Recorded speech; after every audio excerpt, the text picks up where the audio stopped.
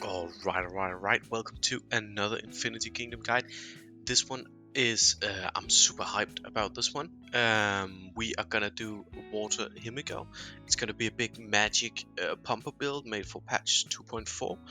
With Sparks of the Galaxy out, we can get Himiko easily, and that means a Himiko water all of a sudden becomes quite feasible for many players. And this build is an absolute banger. I first discovered it by getting my ass whooped, to be honest.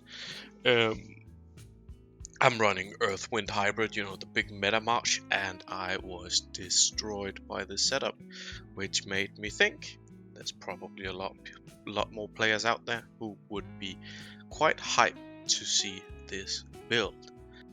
So let's just get into it. This build is one of the absolute strongest water builds for patch 2.4. It's a water setup and it can compete, despite being a water setup, it can compete with big earth spender whales. It can beat shadow, holy, it can compete on absolutely every level if, of course, you do have the technology, power, artifacts, etc. to do so. In this build, we're gonna be using Merlin's pretty overtuned ultimate ability and pair that up with Himiko's massive damage. She deals massive magic burst damage, especially of course to non-holy immortals. She does have that shadow elemental bonus. Should be said that against holy, I do think that while this build can work, I would do something different if my main problem was dealing with holies. But with Himiko, we are actually getting the ability to run a dual mage setup for water, kind of like what we've been doing over and over with fire. Whilst we can pump out mass magic burst damage, we've also got quite a nice stack of control effects. Having both Attila and Himiko in there works very well. It overall the build is incredible. I mean, it works very well, and it also has a very nice Tower of Knowledge synergy between this and a potential main March and main Earth Wind Hybrid. I may do a separate guide on that. Let me know if you want to see a combined guide with Earth Wind Hybrid and this build. But other than that, check out the Earth Wind Hybrid video. So we're doing Merlin for a ton of magic damage, same as Himiko. Himiko Attila doing control. They are probably, well, at least amongst the best controlling immortals in the game, and will control the battlefield like almost no one else can. At the same time, we are doing Ragnar. He's gonna be our support, but he does also provide a very nice damage modifier debuff. So just to give an example of how strong this build is, and as I said in the beginning, this is as you can see, my Earth Hybrid main that some archer usually use to kill 400 plus holies and shadows without too much of an issue. It's facing a brick wall with this one. I was even part of a rally team, but we still lost. Now, tech and bonuses, of course, does play a role. My alliance is quite low level since we just migrated, so as you can see, the bonuses are way off. But regardless of that, I think it's a pretty good example of how strong and powerful this build can be. It can perform as well as any main, even though you run it as a secondary team. That's pretty unique, and again, that is especially if you pair an Earth Wind Hybrid and this dual mage water build. You will pretty much just be running two main teams. So how does it work? We have a few things going on in this build. First of all, we are dealing a lot of damage, we're dealing a lot of magic damage, and we are stacking up on all of the best mage passives in the game, since we are not going to be using those in our main. We're doing, Merlin's Prophecy and Himiko's Demon Ambush, all in all, very high burst magic damage. Secondly, we are running a massive control, making us very hard to fight against for every single setup besides Holy. This team is pretty terrible against Holy, at least not the best against Holy, but it is quite awesome against everything else. We have control from Himiko's ultimate ability, as well as Attila's silences and our Water Dragon's freeze ability. Now, that is quite a lot of control sources, and that does make it pretty hard to cast against us, meaning that mortals that rely on frequent casts are at a huge disadvantage. Lastly, we are using Ragnar for a bit of damage boost. He doesn't provide a lot of damage himself, especially since we are running him as our support bitch, but he does provide a very nice magic damage debuff, which just pumps our dual mage backlines damage by 30%. So why Himiko, you may be wondering? There's a lot of models out there. Himiko, why? She's expensive, right? Well, it used to be that Himiko was a very expensive choice, making any build with her in it a huge whale only build, but that's not really true anymore. With the addition of the Sparks of Galaxy event, we are able to obtain max Himiko with gems alone. Yes, you can actually get a maxed Himiko free to play, spending only gems. It is gonna take quite a while if you are actually a free to play to get enough gems. You need 164,000, something like that, but it is possible. And I've seen free to play players have enough gems to get.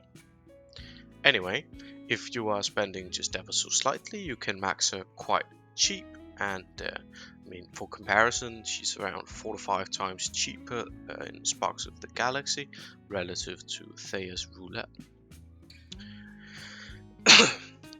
To get her maxed, spending, if you want to really fast road it, you can spend around 500 bucks. You'll get her absolutely maxed, or you can spend the 170,000 gems across multiple events and get her maxed. You could also do the maybe the sensible thing and do a mix of the two. So spend a few hundred bucks. She's still cheaper than a maxed Attila, and spend the gems you get along the way, and you will have a maxed Himiko pretty quickly.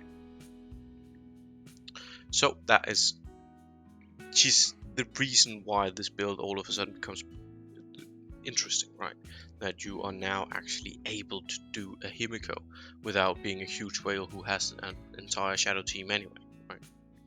The expensive part about a shadow team now is the Shadow Dragon, which is also cheaper with Sparks of Galaxy, but still expensive. Now, dragon specializations for this build. For this build, you want to maximize the amount of magical damage dealt to your enemy. As such, it is mandatory to run a Coalescence on your dragon specialization. Prioritize upgrading the Freeze Breath to increase the percentage magic damage boost.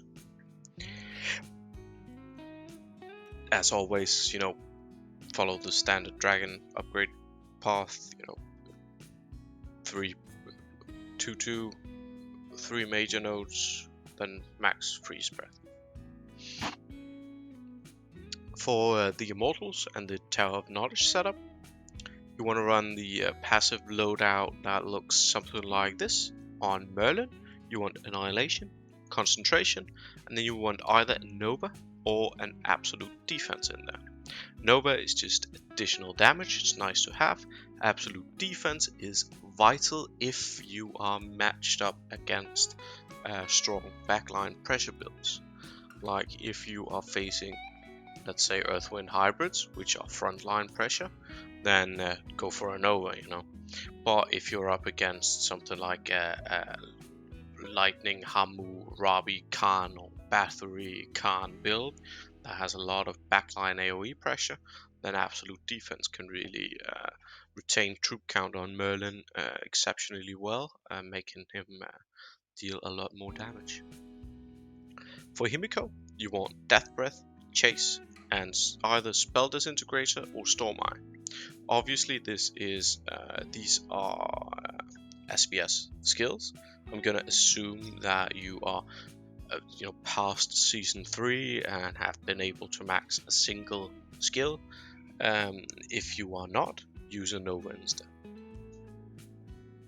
For Attila, you're gonna want Adrenaline Rush, Weakness, and Fighting Master. It's pretty simple. We want as much energy regen as we can, pumping out both the debuffs when you have the unique ultimate, the unique artifact, but also just maximizing the amounts of control effects increases our chance to interrupt casts and get a lot more value out of our control effects. Weakness is kind of obvious. We are pumping a lot of damage, especially since we are trying to run chase. If you do not have enough crit or just don't like running chase, you can of course do something different than chase, add a Nova, add something in there, but you should still be using weakness because we are trying to pump as much damage as possible. We're not a defensive, we're an offensive team here. We want to control the enemy long enough for us to nuke it down. We're not trying to absorb incoming damage. Fighting Master, simple. We want, again, as much consistency, as much control as possible, so we do not want our Attila frozen, stunned, or interrupted in any other way. For Ragnar, Final Immortal, he's our support. We're running Malice, a very important skill for squishy setups. Taking a single crit will harm your troop count quite a lot. Energy suppression, you need to get, as with all the bursty setups, you need to get ahead of the enemy in the energy regen game. If you are able to be the first one to cast your ultimate abilities, you will get a huge advantage. This leads me to another point. If you are the type of player that really just doesn't like running chase, you can also choose to do a Rage Blessing there for the same reason, get ahead of the energy game. Lastly, we want Oaken Guard on Ragnar. That is the standard default for the current meta. It's a physical damage meta, so we want to run Oaken Guard, but obviously if you are up against other dual mage setups, something like that, just something that doesn't deal any physical damage, swap this out for resist. The results, I think, speak for themselves, so I'm not gonna go into more details. You should definitely try this out. If you are one of the people out there who's got, maybe you used to main water but you moved into earth or lightning or something else, then you have a high level water dragon you don't really know what to do with. Well, here's your answer. A very powerful both main and secondary setup that, as I said, pairs perfectly with Earthwind Hybrid. As always, please do subscribe to the channel. I consistently release new content here on the IK channel and on the official IK Wiki website. Links are in the description. On these channels you can find guides from everything in IK, from events to talents, passives, finished builds and game mechanics. With that, I'm gonna leave you, and as always, thank you for watching and see you for the next one.